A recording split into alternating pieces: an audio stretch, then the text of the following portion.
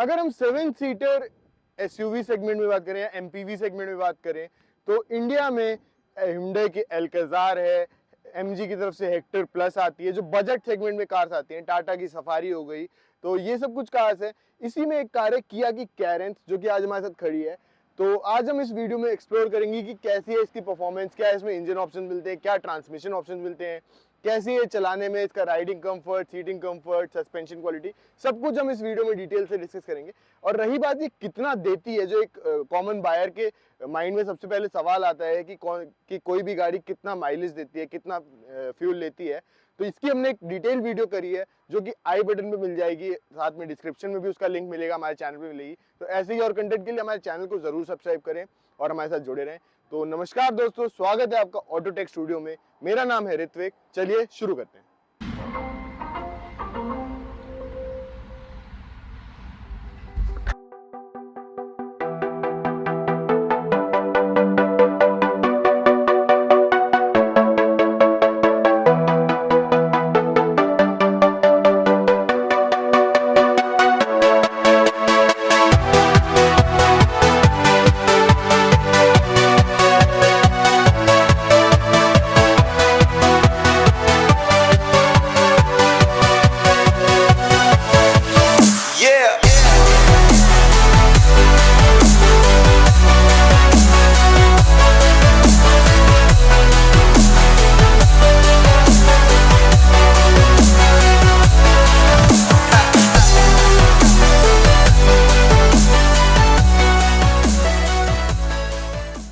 तो अगर सबसे पहले इसकी बात करें फ्रंट फेशिया की, तो ये काफी अच्छा 2025 मॉडल है, लेटेस्ट मॉडल है, एकदम अराउंड 8000 किलोमीटर चला हुआ मिला था मुझे।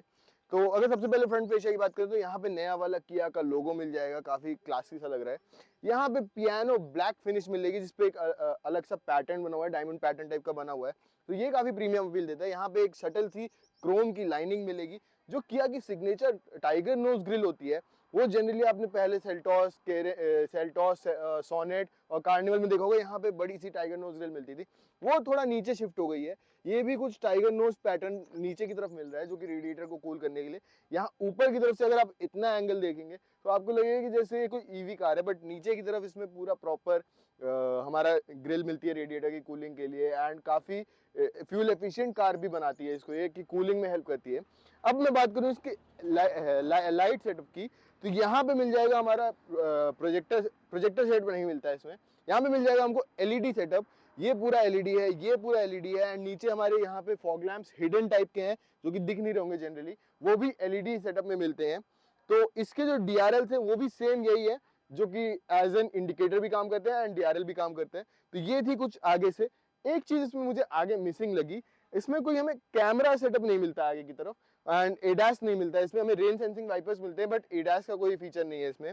ये हमारे पास है, सबसे पहले मैं बताना चाहूंगा, ये हमारे पास luxury plus 7 seater model, turbo 1.5 litre का इंजन है इसमें, एंड डीसीटी गियर बॉक्स है।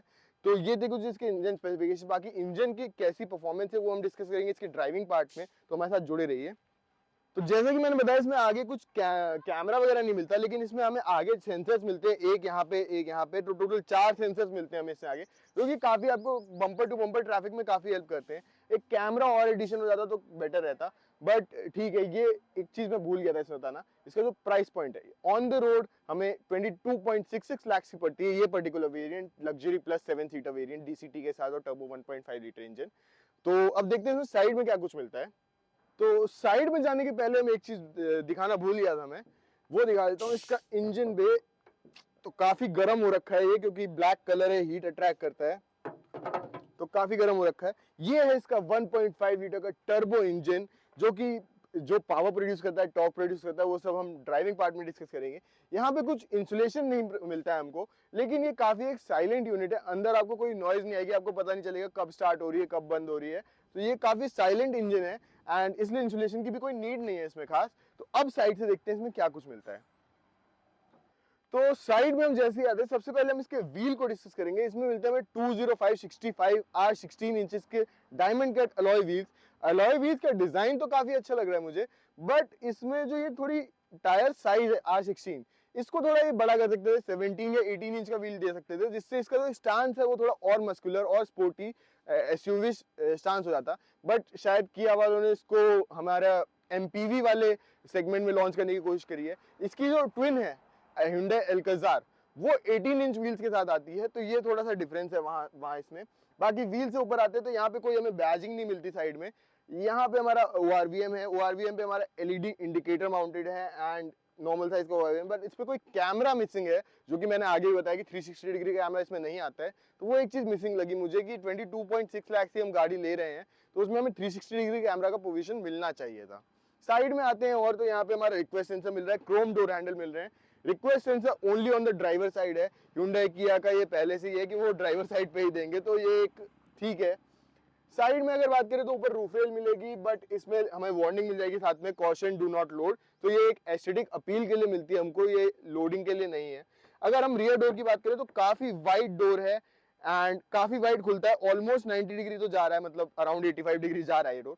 इसमें हमको मिल जाएगा इंडिया की हीट कंडीशंस को टैकल करने के लिए सन ब्लाइंड मिल जाएगा यहाँ पे, तो वो मैं दिखा देता हूँ एक बार ऑपरेट करके।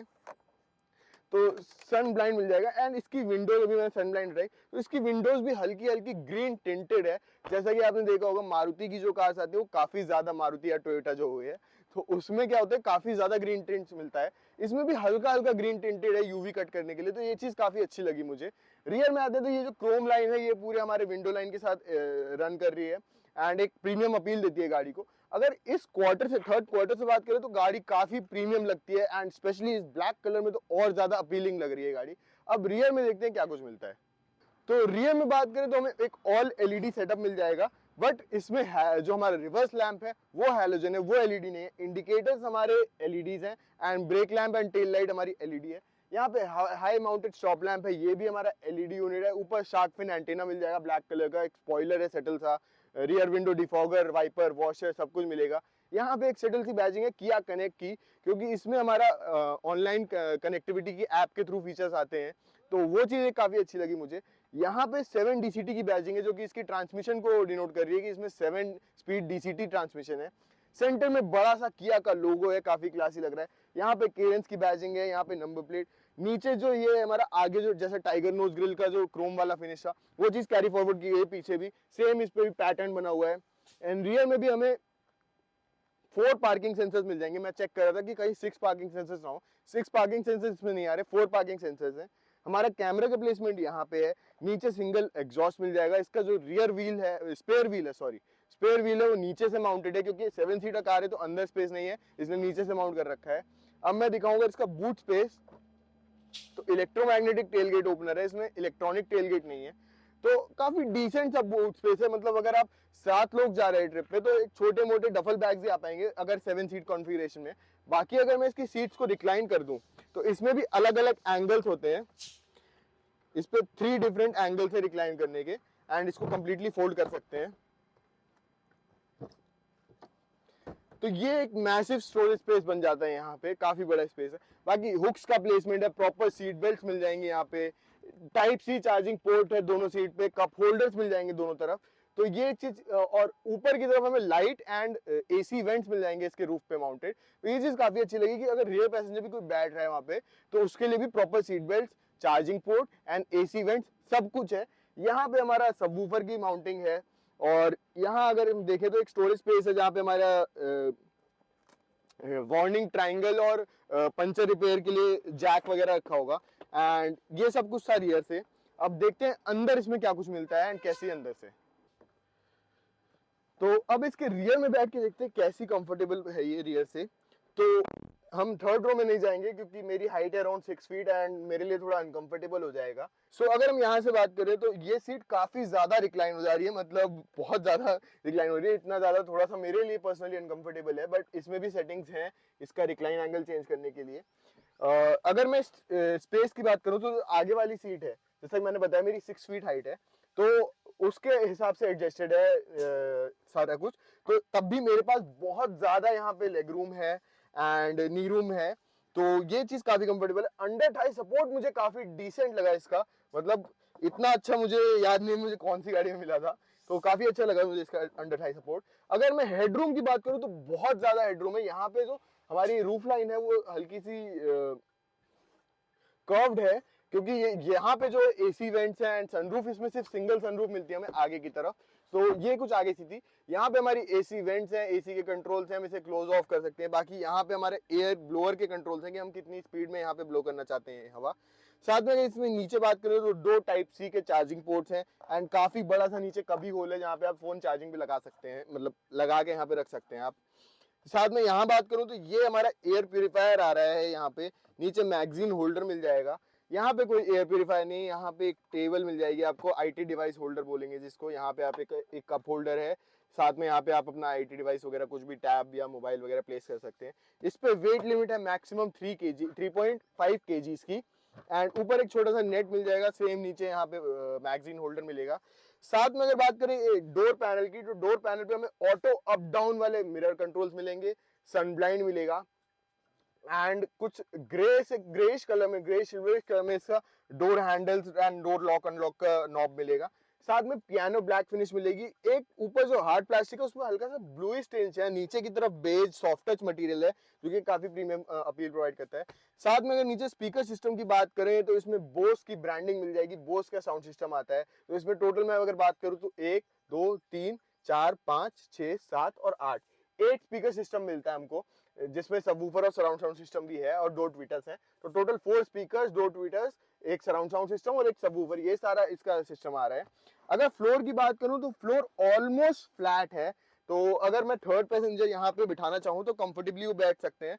बट लॉन्ग डिस्टेंस के लिए थोड़ा सा उनको मतलब सोफिस्टिकेशन हो सकता है, बट शॉर्ट डिस्टेंसेस के लिए काफी कंफर्टेबल 5 सीटर कार है ये। बाकी अगर मैं बात करूं तो यहाँ पे हमको आर्मरेस्ट मिल जाएगा। आर्मरेस्ट पे कोई भी कप होल्डर नहीं है, इस पे डुअल टोन फिनिश में आर्मरेस्ट है। यहाँ पे ब्लू स्टिंच वाला मटेरियल है एंड सामने की तरफ बेज मटेरियल है। सेंटर में कोई हमको हेडरेस्ट नहीं मिलेगा, ऑल्दो 3 पॉइंट सीट बेल्ट मिल रही है हमें सेंटर पैसेंजर के लिए भी। बाकी दोनों पैसेंजर्स के लिए हमारे पास हेडरेस्ट है एंड रियर दोनों सीट्स के लिए भी हेडरेस्ट है।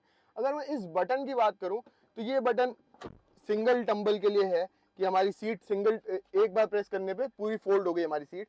तो ये कुछ इसका ये फीचर था। अब एक बार आगे से देखते हैं इसमें क्या कुछ मिलता है। एक चीज रह गई थी यहाँ पे कि इस सीट वाले पैसेंजर के लिए यहाँ पे बॉस मोड आता है कि आप ये लीवर पुल करके ये सीट को आगे पीछे एडजस्ट कर सकते हैं हम लोग। तो ये एक बॉस मोड इस सीट के पैसेंजर के लिए आता है। एंड अगर बात करें यहाँ पे और क्या कुछ मिलता है, ये 10.25 इंच की स्क्रीन है, यहाँ पे 10.25 इंच की स्क्रीन है। तो ये दोनों स्क्रीन है। ये तो जनरली जो स्क्रीन है ये हमारी हर किया की व्हीकल में या कह ले हिंडे की व्हीकल में सब में ऑलमोस्ट कॉमन है। थोड़ा यूआई डिफरेंट है ब्रांड्स का, बट जो भी फीचर्स हैं वो ऑलमोस्ट सेम है। Map, navigation, phone connection, Android auto, Apple CarPlay आता है, वॉइस मेमो, क्लाइमेट कंट्रोल, किया कनेक्ट जो ऐप की बात कर रहा था मैं, तो उसके सारे फीचर्स इसमें आ जाते हैं। वैले मोड मिल जाएगा इसमें, क्वाइट मोड मिल जाएगा। क्वाइट मोड क्या करता है बेसिकली कि पीछे के स्पीकर्स को ऑफ कर देगा या लो साउंड पे कर देगा एंड आगे से ही सारा म्यूजिक आएगा कि अगर आपके पैसेंजर कोई पीछे सो रहे हो तो उन्हें डिस्टर्ब ना हो। तो ये एक अच्छा चीज मिलता है। बाकी नॉर्मल इसमें एम्बियंट लाइट मिल जाती है, 64 कलर्स की एम्बियंट लाइट मिल जाएगी। इसमें भी हम थीम्स वगैरह चेंज कर सकते हैं। तो ये था कुछ इसका स्क्रीन का। साथ में यहाँ पे ये फिजिकल कंट्रोल्स तो लग रहे हैं लेकिन ये सारे टच कंट्रोल्स हैं, तो अगर इनकी जगह बटन्स होते तो वो अच्छा होता। अब मैं टच कंट्रोल की बात करूँ तो नीचे यहाँ पे एसी पैनल है, शायद आवाज आ रही होगी तो मैंने एसी ऑफ कर दिया है।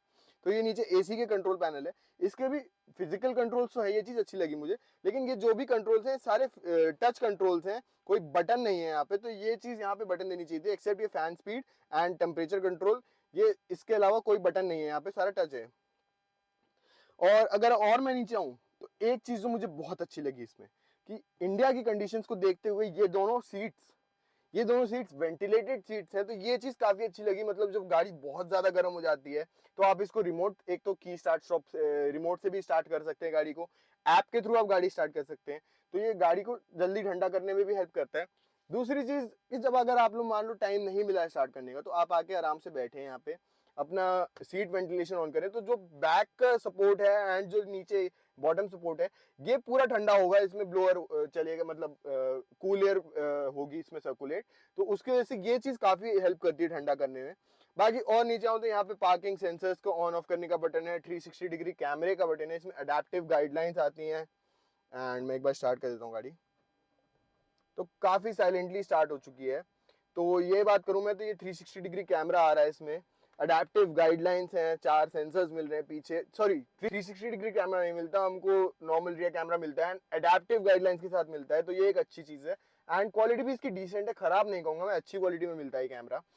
अगर मैं इसको बंद कर दूं, यहाँ से भी ये बटन है इसका बंद करने का, साथ में दोनों सीट्स का, वेंटिलेटेड सीट्स का मैंने बता दिया, पार्किंग सेंसर का कंट्रोल बता दिया, ऑन ऑफ करने का, रियर कैमरा का है, यहाँ पे हिल डिसेंट कंट्रोल मिलता है।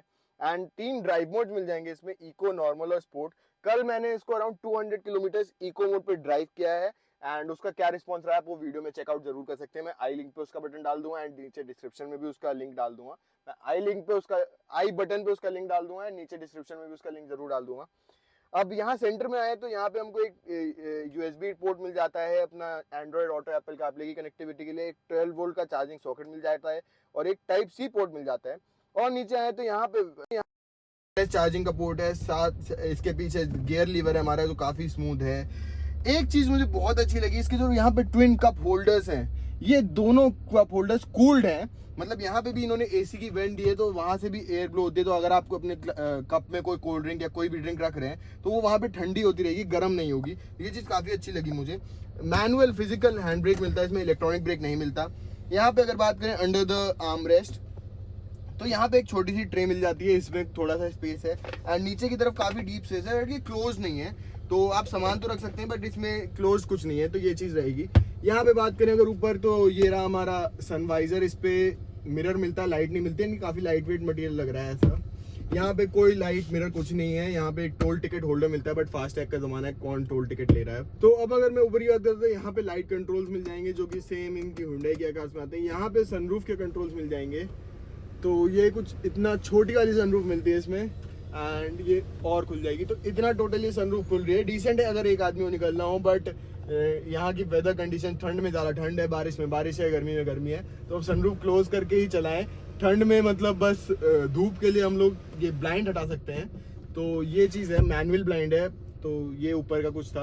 अगर मैं और यहाँ पे बात करूँ तो यहाँ पे एक हमारा कप होल्डर मिल जाता है एंड ये इसको आप कह सकते हैं कूल्ड कप होल्डर है, क्योंकि इसके जस्ट नीचे एसी वेंट है, तो जो भी आप अपना यहाँ पे ग्लास, बॉटल, ड्रिंक जो भी रखेंगे वो यहाँ से ठंडी होती रहेगी, तो ये चीज़ काफ़ी अच्छी लगी मुझे। अगर मैं इसके डोर पैनल की बात करूँ तो यहाँ पे अम्ब्रेला होल्डर मिल जाएगा और 3 बॉटल्स का स्टोरेज मिल जाएगा, जो कि काफ़ी अच्छा लगा। अगर मैं अब इसकी स्टीयरिंग व्हील की बात करूँ तो यहाँ पे भी डुअल टोन फिनिश फॉलो करी गई है। कुछ ब्लूइश मटेरियल है जो स्टीयरिंग के कवर रैपिंग में एंड ये सेंटर में हॉर्न वाला जो पैनल है इस पे ब्लूइश टिंच वाला कलर यूज किया गया है। साइड में अगर बात करें तो इन दोनों के लिए हाउसिंग पूरी पियानो ब्लैक फिनिश की में है। और अगर यही बात करें हम डैशबोर्ड की, तो ये भी कुछ ब्लूइश टिंच में मटेरियल है। यहाँ पे पियानो ब्लैक है, नीचे सिल्वर फिनिश दी गई है और उसके भी नीचे एसी ऑन हो गया ऑटोमेटिकली, मैंने टच कर दिया था, उसके भी नीचे बीच कलर में फिनिश दी गई है। तो ये पूरी theme all over the car follow करी गई है, बीच, ब्लू, ब्लैक, ये सारी सीट्स, ये सब पूरा कॉमन थीम फॉलो करी गई है। तो मैं स्टीयरिंग व्हील की याद कर रहा हूँ, तो यहाँ पे ये वाले कंट्रोल जो है वो हमारी स्क्रीन को कंट्रोल करते हैं। यहाँ पे हमारे ये कंट्रोल स्क्रीन को फॉलो करता है, क्रूज कंट्रोल का ऑप्शन है। पेडल शिफ्टर्स मिल जाएंगे इसमें 7 DCT पे, जिसका डिस्कशन हम आगे ड्राइविंग में करेंगे। और यहाँ पे हमारा वाइपर का स्टॉक है जिसमें ऑटोमेटिक वाइपर आता है। राइट साइड में हमारा इंडिकेटर एंड हेडलाइट का स्टॉक है जिसमें ऑटो हेडलैम्प्स आते हैं हमारे पास। यहाँ नीचे बात करूँ तो इंजन स्टार्ट स्टॉप का बटन है, ऑटोमेटिक ऑटो स्टार्ट स्टॉप का बटन है, ट्रैक्शन कंट्रोल है एंड हेडलाइट लेवलर है। राइट में गेट पैनल पे हमारा मिरर के कंट्रोल्स है कि हम मिरर को एडजस्टमेंट कंट्रोल्स हैं एंड हमारे विंडो के कंट्रोल्स हैं। तो ये थी कुछ अंदर से। अब हम चलते हैं, इसको चला के देखते हैं कैसी लगती है हमको चलाने में। तो दोस्तों अब शुरू कर दिया हमने इसके ड्राइविंग पार्ट से एंड देखते हैं इस वीडियो में कि कैसी है चलाने में, क्या कुछ है इसका इंजन एंड ऑप्शंस, क्या क्या मिलते हैं इसमें इंजन ऑप्शंस, क्या कुछ इसमें फीचर्स मिलते हैं, चलाने में कैसी है, कंफर्ट कैसा है, सस्पेंशन कैसा है, सीटिंग कंफर्ट कैसा है, वो सब हम इस पार्ट में अब आगे डिस्कस करेंगे। तो अगर सबसे मैं पहले बात करूँ तो अब हमारे आगे एक स्पीड ब्रेकर आया है, तो सबसे पहले सस्पेंशन की बात कर लेता हूँ मैं। तो काफी अच्छे सस्पेंशन दिए, काफी फाइनली ट्यून्ड है। अभी तो स्पीड ब्रेकर आया एक छोटा सा नॉर्मल, इसमें कुछ ज्यादा था नहीं। इसके अलावा मैंने इसको ऑफ रोड ट्रैक टाइप का था एक, जो मतलब ऑफ रोड क्या खराब सड़क थी वहां ले गया था मैं इसको, गाड़ी को, इसका सस्पेंशन चेक करने के लिए स्पेसिफिकली। तो उस समय गाड़ी में 4 लोग बैठे हुए थे एंड बिल्कुल कंफर्टेबल लग रही थी, मतलब एकदम ग्लाइड तो नहीं कहूंगा मैं, बट ऐसा भी नहीं लग रहा था कि पता चल रहा हूँ अंदर बहुत ज्यादा, क्योंकि जो ट्रैक था वो थोड़ा खराब था। बट उसमें इतना ज़्यादा नहीं पता चल रहा था हमको कि कोई दिक्कत हो रही हो। तो सस्पेंशन में मैं बहुत तारीफ करना चाहूँगा, इसकी सस्पेंशन मुझे इसके बहुत अच्छे लगे। ऑल्दो 16 इंच के व्हील्स हैं, जैसा कि मैंने वॉक अराउंड के टाइम कहा था कि अगर व्हील्स थोड़े बड़े होते तो शायद एक थोड़ा अच्छा एक्सपीरियंस मिलता है, जो गाड़ी है उसको स्टैंड अच्छा मिलता। लेकिन इसमें जो 16 इंच के व्हील्स हैं वो भी कोई प्रॉब्लम नहीं कर रहे हैं, अच्छा ही राइड क्वालिटी दे रहे हैं। तो ये चीज़ मैं इसमें एक कूडोज कहूँगा, तारीफ करूँगा किया की। और इसके अलावा अगर मैं बात करूँ एक्सेलरेशन की, तो एक्सेलरेशन में सबसे पहले मैं इंजन डिस्कस करूँगा। इंजन इसका 1.5 लीटर टर्बो पेट्रोल इंजन है, जो कि पेयर्ड है 7 स्पीड DCT गियरबॉक्स के साथ। तो इंजन जो इसकी पावर प्रोड्यूस कर रहा है अराउंड 158 bhp की पावर है एंड 253 न्यूटन मीटर का टॉर्क है, जो कि पीक टॉर्क है इसका। तो ये पावर और ये टॉप फिगर्स इतनी बड़ी गाड़ी के लिए सफिशिएंट है, क्योंकि मैं जब से ये गाड़ी आई है इसको मोस्टली 95% ऑफ द टाइम मैंने इसको ओनली इको मोड पे चलाया है। एंड इको मोड पे भी इस पे इतना ग्रंट मिलता है कि मैं अगर इसको हार्ड एक्सेलरेट करूं तो मुझे तुरंत ही व्हील स्पिन मिलेगा इससे देखने में, तुरंत ही इसके व्हील्स रोटेट करते हैं, तुरंत टॉर्क रश होता है इसके व्हील्स पे। तो ये चीजें काफी अच्छी है किया कैरेंस के अंदर। और अगर मैं बात करूं इसके इंजन वगैरह की, तो कहीं भी मुझे लैकलस्टर नहीं लगा, कहीं भी मुझे कमी नहीं लगी पावर की। बट ये है कि जैसे ही मैं अगर तुरंत एक्सेलरेट कर रहा हूँ, मैंने एक्सेलरेट कर दिया था और अब जाके ये एक्सेलरेट हुई है, तो ये थोड़ा सा मतलब टर्बो लैग हो सकता है, ये टर्बो लैग है या एक्सेलरेटर प्ले है। तो ये चीज है इसमें थोड़ी सी कि हल्का सा वो रुकेगी, 2 सेकंड का लैग रहेगा, उसके बाद ये उठेगी। तो लेकिन जब उठती है तो पावर बहुत देती है, तो ये चीज काफी अच्छी है। स्टीयरिंग रिस्पॉन्स मुझे थोड़ा सा कम लगा, इसका उतना अच्छा नहीं लगा। स्टीयरिंग का रिस्पॉन्स और बेटर हो सकता था। जैसे कि मैंने बताया, मैं ऑफ रोड ट्रैक पे भी इसको लेके गया थोड़ा सा, तो हल्का सा मुझे इसकी स्टीयरिंग में लगा कि रिस्पॉन्स उतना अच्छा नहीं है, और बेटर हो सकता था। बाकी मैं अगर इंजन की बात करूँ या सस्पेंशन की बात करूँ तो काफी कंफर्टेबल है। उसके बाद आता हूँ मैं इसकी सीटिंग कंफर्ट पे। तो अगर मैं सीटिंग की बात करूँ तो मैंने जैसे वॉक अराउंड में बताया कि इस सेगमेंट की गाड़ी में, इस प्राइस पॉइंट पे, ऑल्दो अल्काज़ार में भी टॉप मॉडल में वेंटिलेटेड सीट्स आ रही हैं, इसमें भी वेंटिलेटेड सीट्स हैं, जो कि एक गर्मियों के मौसम में, अभी मार्च अप्रैल का महीना चल रहा है, तो इस मौसम में भी काफ़ी गर्मी आ गई है। अराउंड 32 डिग्री सेल्सियस रात शाम के टाइम हो रहा है, दोपहर में तो ये 35-40 के आसपास जा रहा है, तो काफ़ी गर्मी आ गई है। एंड ये जो इसका सीट वेंटिलेशन का फीचर है, ये मुझे काफ़ी अच्छा लगा पर्सनली। एंड काफ़ी राहत मिलती है इसकी वजह से कि मतलब सीट्स भी ठंडी हो रही हैं एंड गाड़ी आगे से भी ठंडा कर रही है, तो मतलब पूरा अच्छे से ठंडा हो रहा है सब कुछ। तो वहाँ पे मुझे कोई कमी नहीं लगी इसमें। तो और बाकी मैं अगर सीटिंग कंफर्ट की बात करूँ तो सीट्स भी काफ़ी कंफर्टेबल हैं। अंडर थाई सपोर्ट आगे की सीट में भी कहीं लैकिंग नहीं लगा, थोड़ा सा हल्का सा, बहुत थोड़ा सा ज़्यादा हो सकता था तो और बेटर हो जाता, लेकिन जितना है वो भी कहीं कम नहीं है, अच्छा ही है। इसके अलावा बोल्स्टर सपोर्ट, सीट की विड्थ, लेंथ, हाइट, हेडरूम काफ़ी अच्छा है। इनफैक्ट यहाँ पे इसकी सनरूफ है जो कि मैनुअल ब्लाइंड के साथ आ रही है, तो उसके लिए मुझे काफ़ी ऊपर तक हाथ लेके जाना पड़ रहा है, क्योंकि जो इसकी रूफ लाइन है वो काफ़ी ऊंची है। तो ये चीज़ है। बाकी इसके अलावा इसका एक्सेलरेशन तो मैंने टेस्ट नहीं किया, क्योंकि मैं 0 to 100 नहीं लेके गया इसको। इको मोड पे मैं वो करूँगा भी नहीं। अगर मैं स्पोर्ट्स मोड पे लेके जाऊँ तो मैं इसका एक्सेलरेशन टेस्ट कर सकता हूँ, बट अभी मैंने वो ट्राई नहीं किया है, तो मैं उस पर उसकी टाइमिंग के लिए कुछ कह नहीं सकता। ब्रेकिंग की बात करें तो इसमें ऑल 4 हमको डिस्क ब्रेक्स मिल रहे हैं एंड काफ़ी श्योर फुटेड ब्रेकिंग है। मतलब मैंने ब्रेकिंग टेस्ट कर लिया एंड काफ़ी अच्छा रिस्पॉन्स है ब्रेक्स का, बाइट काफ़ी अच्छी है एंड तुरंत ही ब्रेक्स लग रहे हैं एंड रिस्पॉन्ड कर रहे हैं एंड गाड़ी रुक जा रही है within a few meters, few 100 meters भी नहीं जा रही, within a few meters रुक जा रही है गाड़ी। तो ये चीज़ काफ़ी अच्छी है, क्योंकि इंजन काफ़ी पावरफुल है। अब इंजन की बात हो रही तो मैं एक बार इसमें इंजन ऑप्शंस बता देता हूँ क्या क्या मिलते हैं। तो जो अभी हम चला रहे हैं 1.5 लीटर TGDI मोटर है। इसके अलावा इसमें 1.5 लीटर का पेट्रोल इंजन NA आता है, नेचुरली एस्पिरेटेड पेट्रोल इंजन भी है, and 1.5 litre CRDI VGT diesel transmission diesel engine भी है इसमें। तो किया वालों ने इसमें कोई कमी नहीं छोड़ी है। आपको पेट्रोल चाहिए, आपको टर्बो पेट्रोल चाहिए, आपको डीजल चाहिए, तीनों ऑप्शंस मिलेंगे सेम कैपेसिटी में 1.5 लीटर में। पावर फिगर्स अभी मैं सिर्फ टर्बो की ही डिस्कस करूंगा। बाकी अगर हमको इसके आगे इसमें डीजल या फिर पेट्रोल NA चलाने का मौका मिलता है तो उस वीडियो में उसकी बात करेंगे। अब मैं बात करूं अगर ट्रांसमिशन ऑप्शंस की तो किया के पास 4 ट्रांसमिशन है। इनका IMT जो कि इंटेलिजेंट मैनुअल ट्रांसमिशन, मतलब क्लचलेस मैनुअल है वो। इसके अलावा है इनके पास 680, 7 DCT एंड MT। तो इनके पास 4 ऑप्शन हैं ट्रांसमिशन के, साथ में पेडल शिफ्टर्स आते हैं हमारे DCT और AT वेरिएंट्स में। IMT में नहीं आते पेडल शिफ्टर्स एंड MT में तो नहीं आते हैं। तो ये सीन है इसके ट्रांसमिशन का।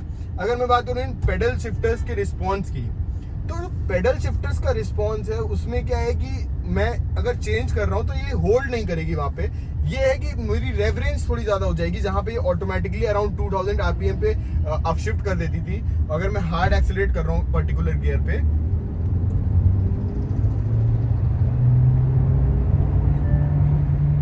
तो ये अराउंड 4000 RPM जा रही है। एक्चुअली अभी स्पीड ब्रेकर आ गया तो मुझे ब्रेक लेने पड़ गए, बट 4000 RPM तक गई है एंड थर्ड गियर पे होल्ड किया था इसने। उसके बाद देखते, बट ये मैंने ये एक्सपीरियंस किया कि होल्ड नहीं कर रही है ये अपने हिसाब से। अभी जैसे मैं थर्ड गियर पे था, मैंने ब्रेक लिया तो अपने हिसाब से इसने डाउन शिफ्ट कर लिया। एंड अगर मैं एक्सीलरेट करूं सेकंड गियर पे एंड थर्ड पे शिफ्ट किया मैंने, और उसके बाद अगर मैं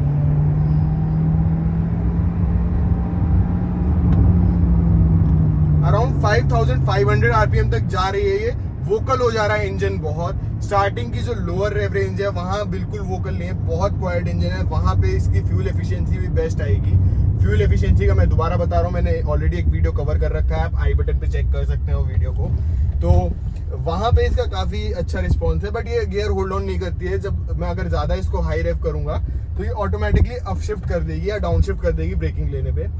तो ये था कुछ इसका ड्राइविंग का सीन।